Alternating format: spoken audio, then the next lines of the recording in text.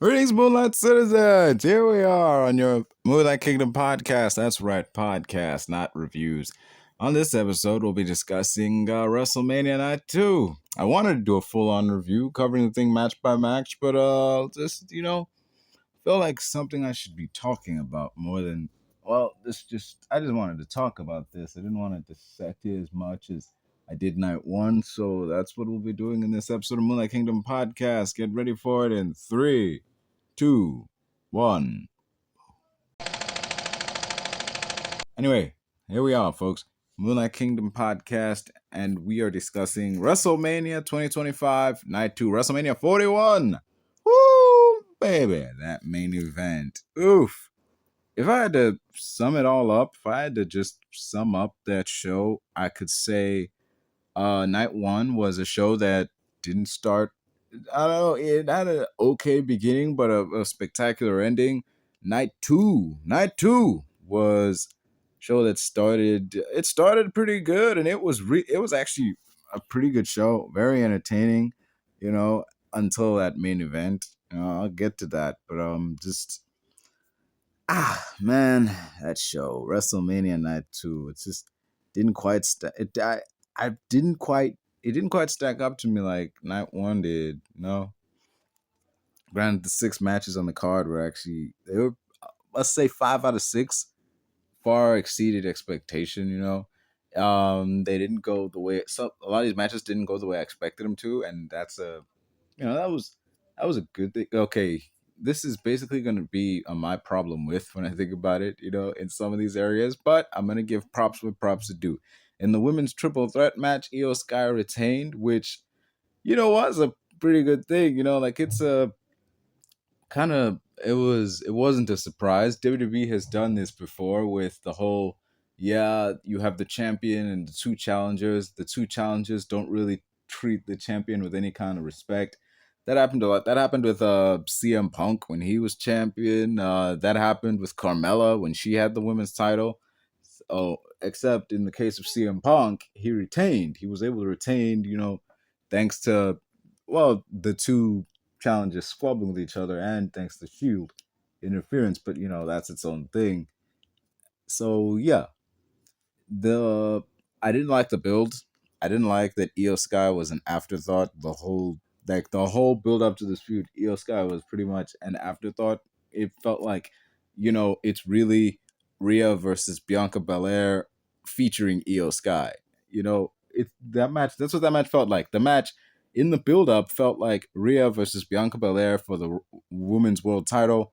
Oh, and Iyo Sky is also there. She felt like the third wheel in what was their feud. But, her retaining kind of washed all that away, except, no, it didn't. It didn't wash any of that away. Like, she did feel like the third wheel in their feud, and there were significant points in this match where it was Belair versus Ripley. So it's like, it felt very much like, at some point in the planning, this WrestleMania match was going to be Belair versus Ripley. But then it's like, wait, let's, push that down the line. They wanted to push that somewhere down the line, but we've already started this build. So, okay, let's put the belt on Iyo.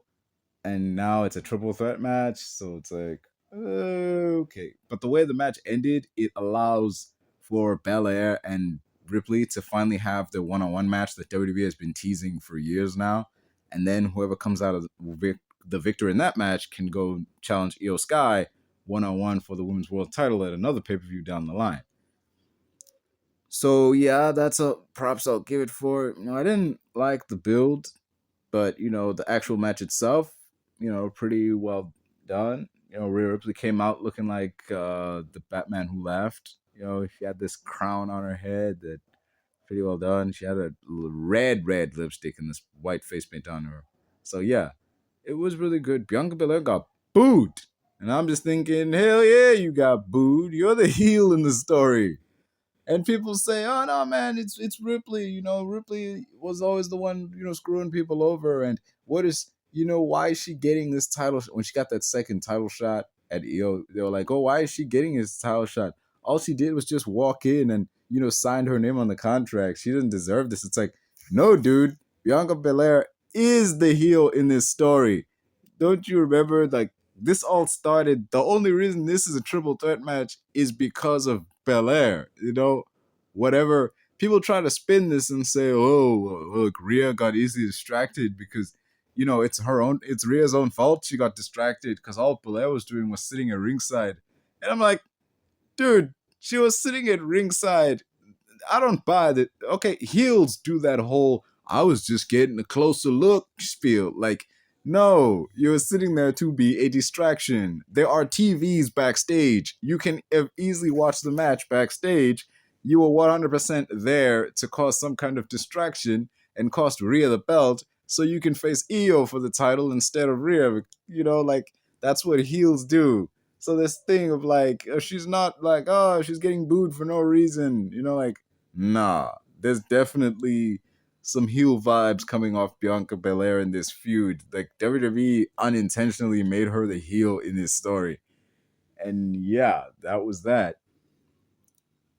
Uh, that's all I got to say on it. That was my problem with this thing. People, there were those who thought, there might have been some racism involved in this because WWE was overseas. I think I can't remember if it was a SmackDown or Raw. They were overseas and they were booing Belair. It's like, well, this is weird. Like, at that city, I don't know what was going on there, but I don't know. It's just, yeah, there were definitely some heelish vibes coming off Bianca Belair in the lead up to this bout, and even like, Bianca Belair. If they go for this, if they actually like, commit to this, it could be really good. They could really do something with a heel Bianca Belair going up against a face Rhea Ripley. There's something that can be done with this. There's actual good booking that can come out of this, amazing promos and some good match types. So yeah, let's get heel Belair. Bianca Belair was an amazing heel in NXT. Just remember that. Remember that. Anywho, moving on. That Sin City street fight. That's what I want to talk about. That was a great street fight. They were see a couple months ago, there was this idea that it kind of leaked that um that Damienpriest and Drew McIntyre were gonna have a match at WrestleMania, and I'm like, yeah, that makes sense. They've slowly been building up this feud for the better part of a year. It makes sense that they'd have a match at WrestleMania, but at the same time, there was like beef. There was this idea spreading that Drew McIntyre wasn't happy with this because this was a nothing match, and he was kind of the MVP of like the last of like 2024. He kind of had some of the best matches of that year. So for him to go from challenging for the world title at WrestleMania to just facing Damian Priest for seemingly no reason, it just felt a bit like a step down. But if you think about it, it's I mean, yeah, I can kind of understand, that thinking of it, like how you might see it that way. I can see it that way as well. Like, oh, you went from challenging for a title to just having a one-on-one match for no reason. Except this isn't for no reason. This is a feud that's been building for the better part of a year. Like, it's one of the most well built up feuds on this show. It's the only feud that has a significant build that didn't start 3 months ago. They've been building to this for a year, either on purpose or unintentionally. This is one of the most well written feuds on the card. It's also, one of the best matches, weirdly enough. Like making this, if this had been a straight up one on one match, yeah, you'd have every right to be mad. This would have been terrible. This would have been like, oh, it's just a straight up one on one match. It's for nothing. But when you add that no DQ stipulation and make this a Sin City street fight, it's like, yeah, of course. Like, just have these two big, beefy men batter each other for like 20 minutes or so. Let them use tables, let them use chairs, just let them actually just, wreak havoc on around the arena. Actually, let's have a fight. Let's have a straight up fight on the card. That way, this means something, because this has been building for a year. These two have been, behind this, not just behind the scenes, but like, on and off, been beefing for a year. Drew McIntyre feels like Damian Priest cost him, shot at the world title. And, Damian Priest has got beef with Drew McIntyre because, he kept jumping him. both these guys have justifiable reasons to want to get at each other right now. So it's not entirely for no reason. There's valid reasons for these two to have this fight and valid reasons to want to destroy each other. And, I got to say, full disclosure, Drew McIntyre getting the win was the right call here. He, given the year he's had, all the losses he's taken, lost at the Rumble, lost at Chamber, lost at Survivor Series, all these losses he's eaten, he really needed this big win at the pay-per-view. So yeah, it was the right call to have McIntyre win. So yeah. And WWE, even in the lead-up, showed that, yeah, this has been building for a while. These two have had beef for a long-ass time. Yeah, I love that shit. That was some good work done in regards to this match. The women's tag match, that was some old bullshit. I just gave praise to one match. Now I'm gonna move on to a match that I'm like, this is some old bullshit, man. Like, just granted, there's even more bullshit coming, but still, the women's tag team championship match was, what the hell was this? Cause you got Liv Morgan and Raquel Rodriguez, the women's tag champs, defending their titles against the newly formed, and when I say newly formed, I mean this team did not exist 2 weeks prior to the pay-per-view. The newly formed team of Bayley and Lyra Valkyria. Oh no, scratch that, because on the day of the freaking show, they were like, oh no, your partner Bayley has been attacked, and you need to find a new partner. Like, what the... This is kind of short notice, man. Any other show would be like, well, I guess you're out of it. Why are we putting this randomly assembled rat number 5, folks? I just call this rat number 5. R-A-T. Randomly assembled tag team number 5. WWE does this every freaking year. Every time they have a match with this women's tag division, they randomly pair 2 wrestlers together and they just have them fight for the damn belts. Like, no team that was together at one WrestleMania is together the following year. It's ridiculous. Like, just, I feel like WWE made a tag division for the women, just, I don't know, to give the women that weren't fighting for the singles belts something to do. But then it's like, wait, we don't have enough people to make us like a thriving tag division. And so we don't have, even if we did have enough women, we don't have enough established tag teams. We don't, we're not going to give the different tag teams enough time to, wrestle together and actually become solid teams that we can put on the card and have challenge for the title on pay-per-views. That's just what it's been. It's been like that for years. Literal freaking years it's been this way. And it continues all the way now. It has reached its fucking penultimate moment in this randomly assembled tag team of Bayley and Lyra Valkyria, and then it's like, oh no, you have to find yourself a new partner because your partner is injured. And then, it's all this is done to, it's a change from what was originally planned. You get the idea that, yes, this randomly assembled tag team number 5 was gonna come in and take the belts off Liv Morgan and Lyra Valkyria. Liv Morgan and Raquel Rodriguez. Give Bayley and Lyra Valkyria, a big moment at WrestleMania. But oh no, Becky Lynch is coming back. We have no plans for her. We have no space to put another match on the card. We have no space to do something else. I know, we'll slot her in here. She's got history with Lyra Valkyria. Sorry, Bayley. We're gonna swap you out for Becky Lynch and just have this match up instead.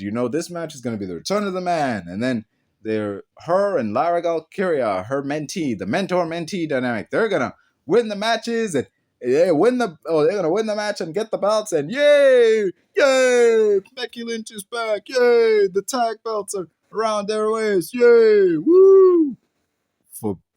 I don't really give, really, man. It's like, for heaven's sake, it's like, okay, this established tag team that's been going on for almost a year now loses to a randomly assembled tag team number 6. Just, okay, that happened again. What else is new? After that, we got Logan Paul and ajstyles.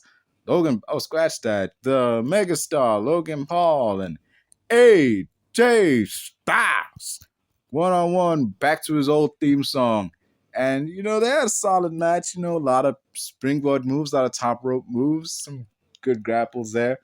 There was that shot with the drone. I thought there would be more with that. Like, they would actually have the drone flying around, getting a circle 360 view of the match as it was going, or getting an aerial shot right before Logan took off, from a springboard, not a springboard, but like a springboard lariat or a frog splash or something. But no, none of that. No prime guy this time. No prime guy this time. That was surprising. I'm like, wait, really? No prime guy? No guy in the prime suit? Damn, we just had one of Logan's friends showing up, and he's one of his, I think he's his podcast co-hosts, and he was stopped from interfering by Karrion Kross. Yeah, I was like, all right. Karrion Kross got a huge pop when he showed up, which shows, like, the man was right. The man was right. Like, when, he was right when he talked about how, like, when I got eliminated from that match, you heard the people react. When, this happened, people reacted. The man proved a point just by showing up. Like, hey, the crowd is definitely feeling Karrion Kross. The crowd wants to see Karrion Kross. The man from Sin City isn't on the card because reasons. He doesn't have a match on the card because reasons. I don't know.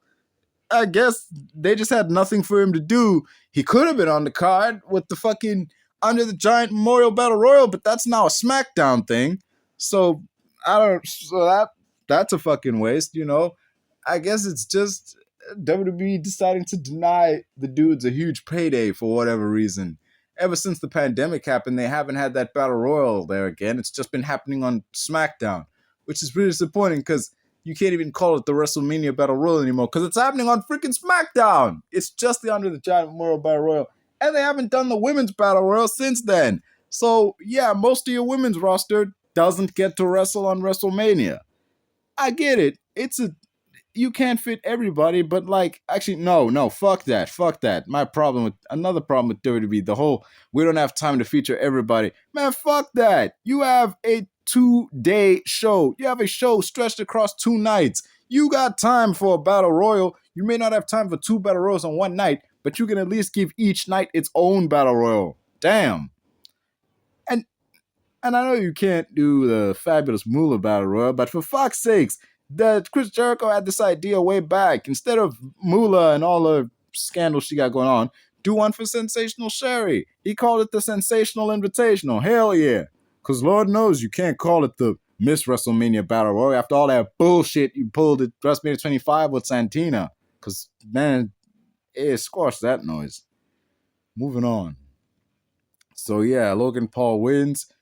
I'm not mad at that result. And he was bound to win sometime. Like, he had to win sometime. You can't lose back-to-back Mayors and then still continue losing. But yeah, Logan Paul got the win, which makes sense if this is the direction it's going, is that it's going to lead to a feud between Karrion Kross and AJ Styles. It's like, man, because, in the aftermath, he had that promo, like, I told you you had to do, some stuff you didn't want to do, but you just had to do it your way. And look what happened. It cost you. And that was, I like Karrion Kross's gimmick as of late, that he's like the devil on your shoulder type guy that's trying to get you to do bad things. Cause it's like, hey, it's in your best interest to do this stuff. Like, I'm just trying to help here. And it's really subtle. It's really good storytelling that whoever he's going up, whoever he's trying to influence, he styles his hair to look similar to them and does his facial hair to kind of look similar to them. I think that was that's like, one of those nice things that got going on.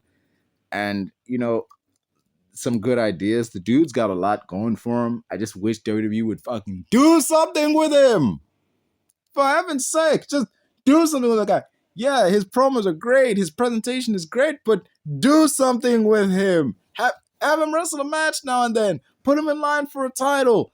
You got a lot of them. For heaven's sake, you have so many fucking belts. Let him win one of them. Fuck, man. Goddamn. But yeah. Oh, and heaven's sake, Scarlett Bordeaux is there too. But she accompanies him, and she's his, a herald of. She's like basically the Silver Surfer to his Galactus. But come on, let her get some matches in too. You got women on the roster. Instead of recycling the same old people squaring up against each other, let Scarlett Bordeaux get in there. Let BFAB get in there now and then. I mean, for heaven's sake, you had who's that chick? Who's that chick with who was with Maximum Male Models? Maxine? That chick? Yeah, y'all let her wrestle in the ring, and even when she wasn't ready, like actively botching spots and missing the cue and shit like that, you let her wrestle until she got better. When you had Scarlett Bordeaux on the roster, who was who actual wrestler, wrestled in like Impact and on the Indies, and you didn't put her on screen, but you devoted TV time to someone who's still learning to do the thing they were hired to do. How the hell do you make it all the way to WWE and not know how to 100% do the job that you're hired for? How do you make it on the main roster and still learning how to wrestle? What is going on? Moving away from that, the Fatal 4-Way match. I love that shit. That was a good match. From the negatives to the positives, that was a good match. But when bronbreakker spirit Carlito from one table into the other one, Penta looked like a star at WrestleMania, like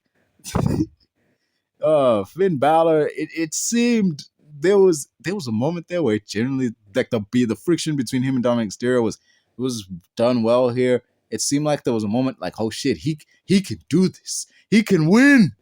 But, Dominic Mysterio got the victory by pinning Balor himself, and he raised that belt over his head, and the crowd erupted. They cheered because when he went after Balor, it's like, I guess they thought he must have pulled a face turn. I mean, that's not what was happening, but it sure looked like it, and that's what the crowd took it and ran with it. So yeah, that would... it's one of those situations, like those heel situations where like, you are such a good heel, you get these strong negative reactions that when you turn face, it's going to be like, the reaction is going to be insane. And this was the closest the crowd got to a Dominic Mysterio face turn in that moment when he like pinned Balor of all people. And so hell yeah, people cheered. Hell yeah, the crowd was on their feet. This was a fantastic match. It had a lot going for it. So yeah, that was a solid Intercontinental title match, it's one of the high points of the show. This Fatal 4-Way for the IC title, the Sin City Street Fight, and the Women's Triple Threat match. Those were the three really solid matches that helped make this show what it is. And on to the main event. Woo! Boy! Oh, boy, that main event. Oh, let me tell you something. Let me tell you something, man.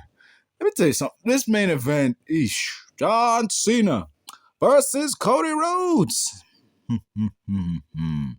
Cody Rhodes, the undisputed WWE champion, defending his title against John Cena, the freshly healed John Cena. Talking about how the last time is now, and he basically pulled that Christian promo of, I'm through with all of you. When I win, I won't be doing it for my so-called peeps. It's basically stuff like that. So old John Cena, he's turned heel and allied himself with The Rock and Travis Scott. Yeah, that's what's up. He's turned heel and he is allied with Travis Scott and The Rock. And in the entire build-up to all of this, The Rock was only mentioned once. The Rock was mentioned once throughout this entire build-up. So, like, wait a minute. It just feels, this whole feud, it feels like The Rock was an unnecessary addition to this. It felt like if Cena could have turned heel on his own and it would have worked just the same. This thing of, like, I turned heel and allied myself with The Rock because you wouldn't. I'm showing you a consequence of turning down this opportunity that The Rock presented you. It's like, if you won't take it, I will. And that was, okay, that works. But, like, you got to follow up on that. You can't just be like, yeah, I'm going to turn heel, ally myself with The Rock, and then The Rock is just gone. Like, The Rock not being there actually hurt the story for a change.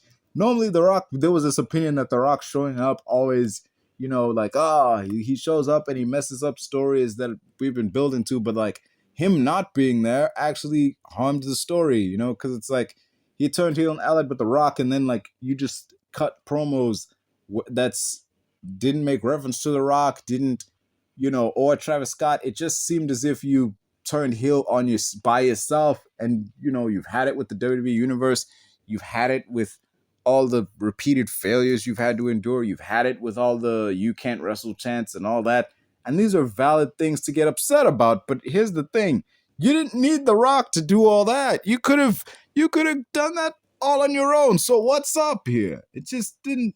There's a disconnect between what we are seeing and what's being said.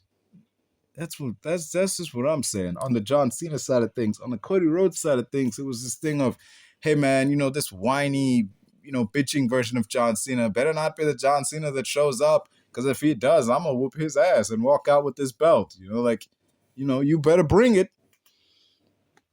And here's the thing with John Cena as a character, it's like, hey man, you didn't have to turn heel to do this. You already won.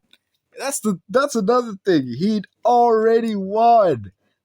Cody Rhodes was being offered I'm going to help you. I'm going to help you achieve greatness and do all these things by The Rock.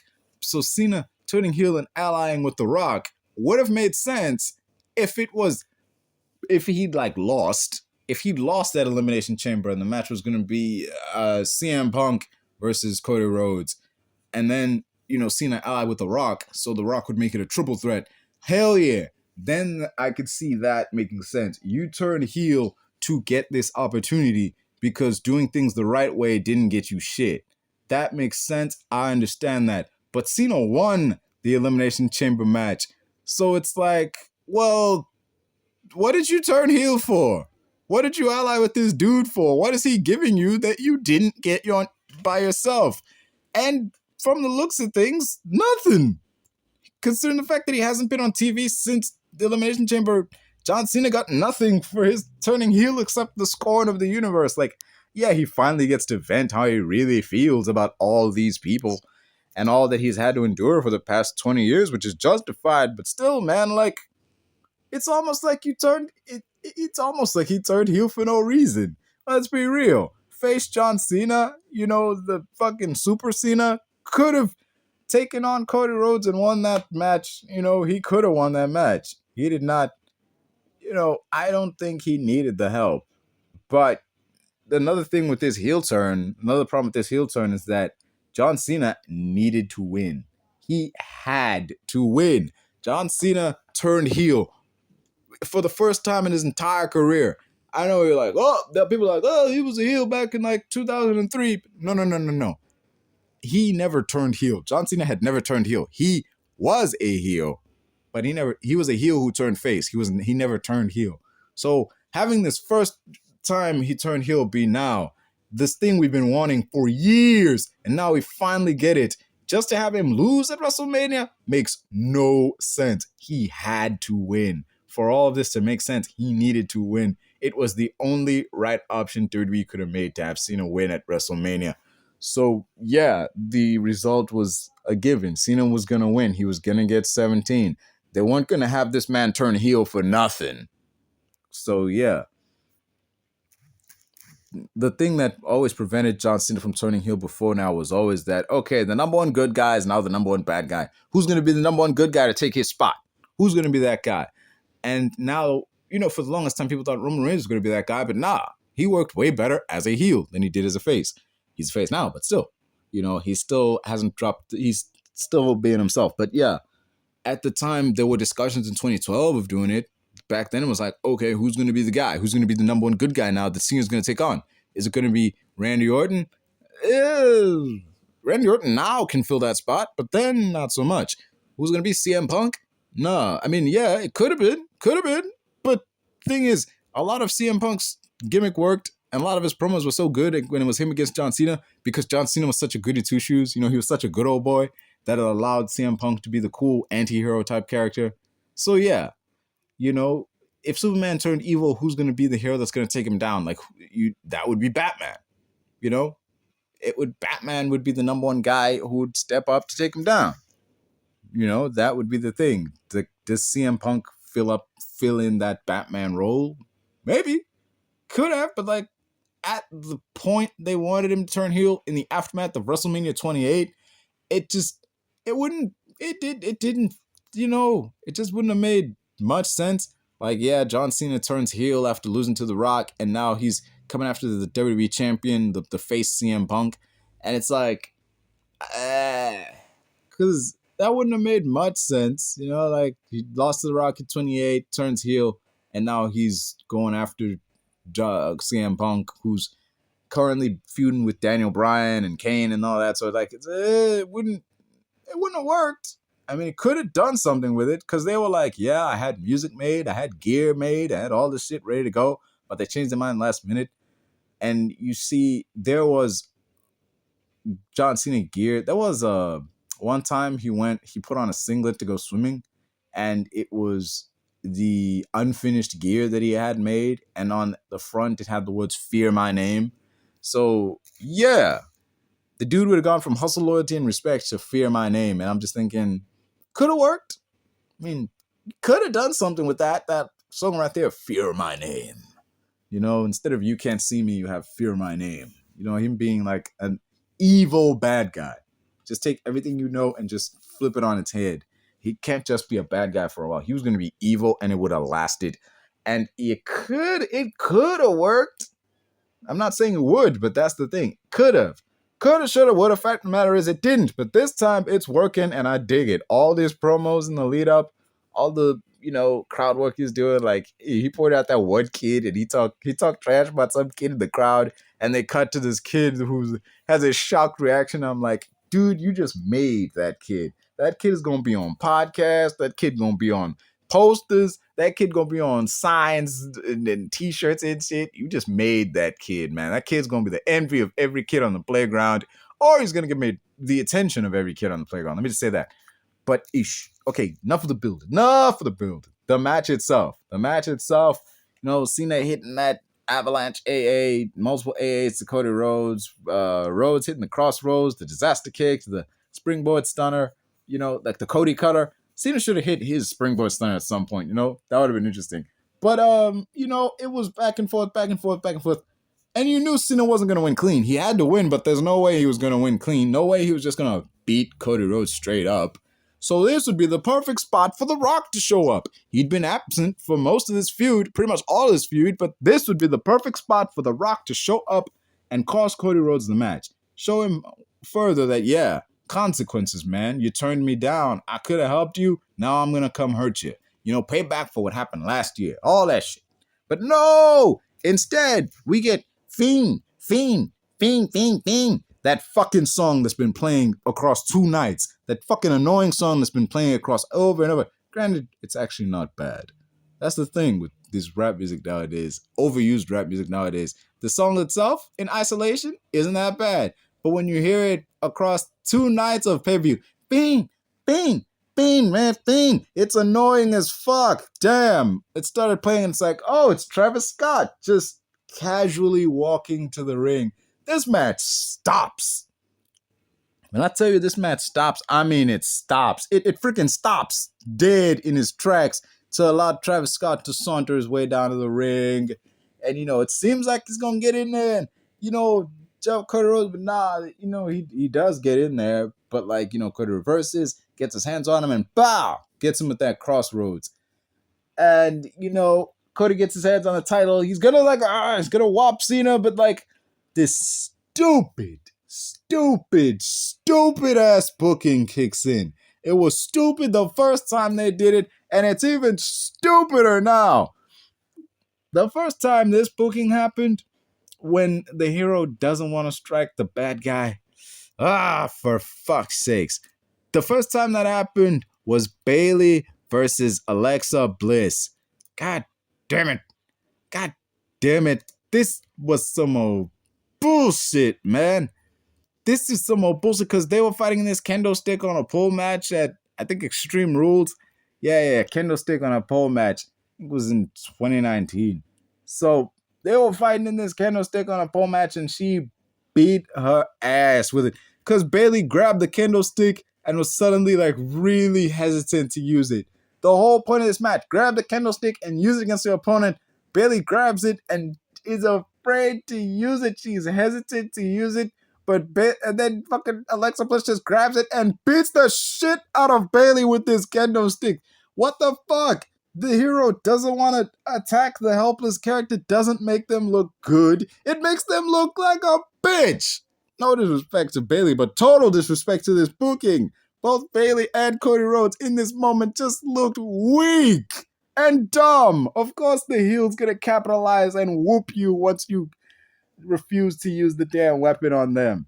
You refuse to capitalize on the moment, but they will, because John Cena got the low blow and, he conked fucking Cody Rhodes with this, and he got the win 1, 2, 3, and man, this just sucked all the air out of it, man. This match was going pretty good, and then Travis Scott showed up, and the match stops. It stopped. It actively stopped until he got there. The match stopped so that this whole thing could happen. It came to a grinding halt just to suck all the air out of the room with this deflating finish. Man. God damn it, this show, it was going, and it's the epitome of, and it was all going so well. That was my biggest problem with WrestleMania Night 2. WrestleMania 41 Night 2, that sitting right there. And it was all going so well. Because up until now, it was really good. It started good and ended terribly. Oh man. Yeah, we got the result we wanted, but it's how we got it that matters. Cena wins, yeah, but Cena won in this dodgy way. It would have been great if, Travis Scott came down, caused a distraction, and Cena, bam, got Cody Rhodes with the belt, and then got the AA 1, 2, 3, and that was that. But damn it, man, or have Travis Scott try to interfere. Cody Rhodes gets him with the crossroads, but Cena catches him with the AA 1, 2, 3. Because he got the distraction. That would have been something. Oh, and taking out the referee twice. That was dumb. That was freaking dumb. Taking out the referee twice.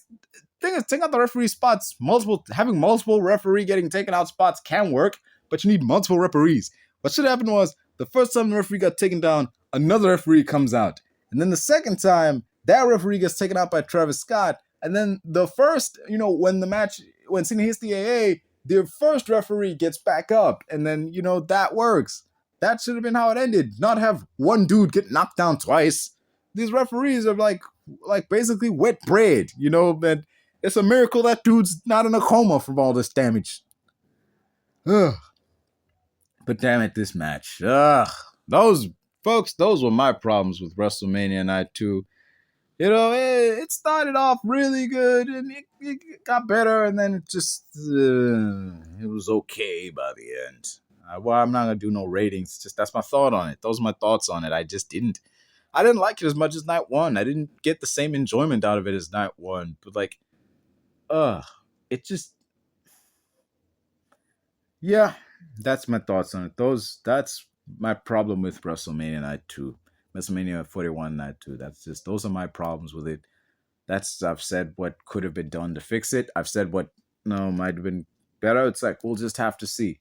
That's all I got to say. We'll just have to see where we go from here. We'll just have to see where the title reign of John Cena goes from here. We'll just have to see where WWE goes with the women's tag belts. We'll just have to see how Iyo Sky's reign goes from this point. We'll just have to wait and see where Rhearipley versus Biancabelair goes from this point. What ajstyles does with Karrion Kross. We'll just have to see what Dominic Mysterio's Intercontinental title reign is going to be like. We'll just have to see. We'll have to wait and see. That's the fucking mantra of this current, WWE reign. Wait and see. It's this thing of, don't worry, just be patient. Just wait and see where we're going with this. We do have a plan. Just wait. It's a waiting game. WrestleMania should be the climax, the season finale of a year of WWE programming. And, in some places, it was. A lot of stories had wonderful endings of WrestleMania, and we got a real solid full stop in a lot of places, but in some places, it just felt like an ad for the next season, or to be continued, or, just a disappointing ending, or, just, yeah. Yeah, that's my problem with WrestleMania 40 was this 41? Yeah, WrestleMania 41 Night 2. Those are my problems with WrestleMania 41 Night 2. This has been another episode of Moonlight Kingdom Podcast, folks. Don't forget to like, share, and subscribe. I have been your host, the man on the moon, your Moonlight King on Moonlight Kingdom Podcast. As always, thank you for tuning in for more episodes. See us on Spotify, YouTube, and wherever you get your podcast from. I've been your host, and I'm out of here. Oh, I forgot. I can't believe I forgot this, but Randy Orton had an open invitation match at WrestleMania. Not open invitation match. He invited anybody to step up and face him one-on-one in the ring at WrestleMania Night 2 and say his name, and he appears. Out came Joe Hendry. Oh, yeah. Joe freaking Hendry, man. He came out there, TNA belt and all. It was glorious. Granted, the match didn't go as long as I would have liked, but hey, we got to have that moment. Joe Hendry got his WrestleMania moment. Randy Orton got to celebrate his 20 years of WrestleMania matches. It was spectacular for what it did. It was nice, And, oh yeah, I almost forgot. Steve Austin crashed his ATV into somebody along the barrier. Yeah.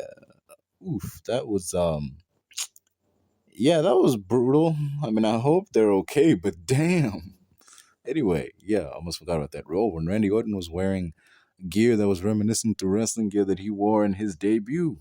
So yeah, bit of a full circle moment there. That blue and like neon yellow was real nice. Anywho, I forgot to mention that. Just wanted to chime in and put that stamp in there. Like, oh wait, there was something I forgot to mention here. Yeah. Oh, Hall of Fame class. Almost forgot about that. Yeah, Hall of Fame class that featured Michelle McCool and Triple H. Valid Hall of Fame entries. Oh, and the natural disasters. Valid Hall of Fame entries. But what I don't get was Michelle McCool being inducted by The Undertaker. The hell was that about? Why are you here? No, really. Undertaker, why are you inducting Michelle McCool? Is it just because she's your wife? Because that's the only reason you actually have. Michelle McCool and The Undertaker have had no interaction in WWE on screen. Like, aside from that kiss they shared at WrestleMania 33, that's it. Like, it would have made more sense if you had Layla inducting her into the Hall of Fame, which could have happened because Layla was there. Layla was right fucking there, in the crowd watching the show. It didn't make sense for Undertaker to induct Michelle McCool because in kayfabe, they've never interacted. The only interactions they have is off camera because they're married. So it's like, you're inducting her because she's your wife? I mean, by that logic, Triple H should be inducted by Stephanie, not Shawn Michaels. And that's all I have to say on that. Street light flickers, shadows dance. Reel to reel spinning, lost in a trance. Neon nights where stories ignite. The 80s magic fills the sky bright. Blockbuster dreams on silver screens. Heroes and journeys wild in between. Tall tales told, bold colors that gleam. Fantasies built on an endless dream.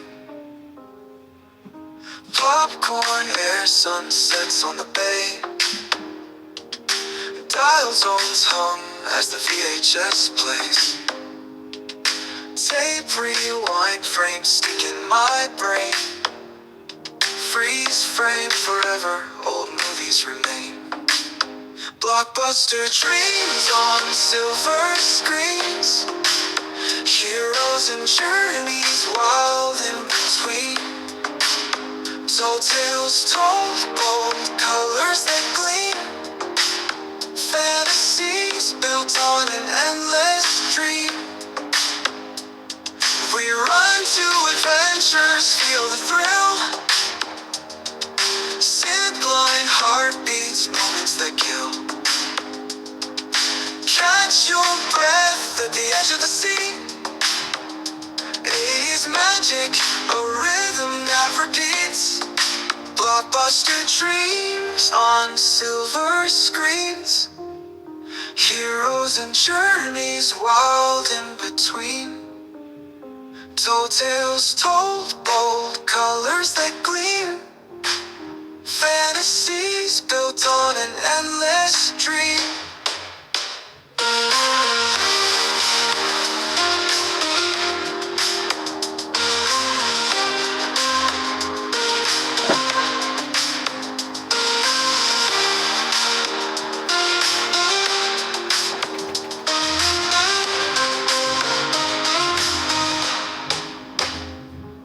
We run to adventures, feel the thrill.